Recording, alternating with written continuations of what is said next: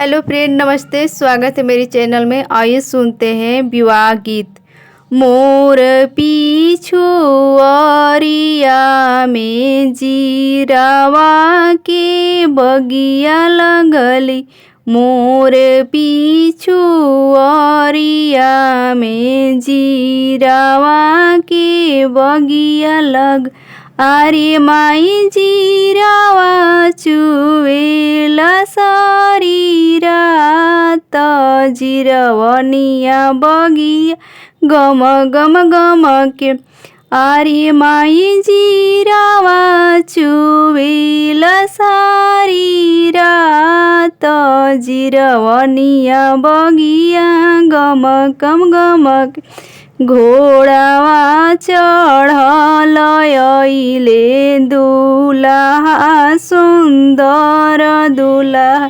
घोड़ावा चढ़ल अइले दुल्हा सुंदर आरे माई मौरी के झोंझट के डरिया जिरवनिया बगिया गम गम गम के।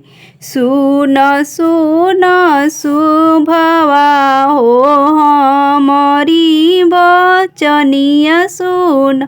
सुन सुन सुभवा हो हमारी बचनिया सुन। रे सुभवा जो मोरे देहु ना छोड़ाई जिरवनिया डढ़िया लटकी गोइल।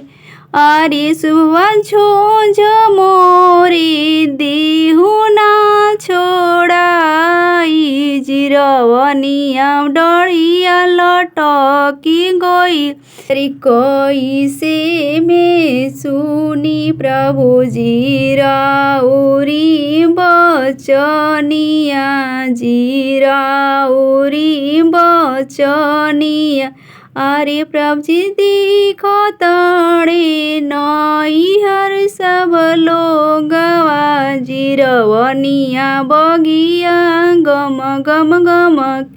आरे प्रभु जी देखो तड़े नैहर सब लोगवा जिरवनिया बगिया गम गम गम। होखे देहु बिहान पह फाटे देहु सुभवा। होखे दे बिहान पह फाटे देहु सुभवा। आरे सुभवा होते बिनु सार डोलिया बैठाई नहीं हरे के लोगावा देखत रही। आरे सुभवा होते बिनु सार डोलिया बैठाई बो नहीं हरे के लोगावा देखत रही।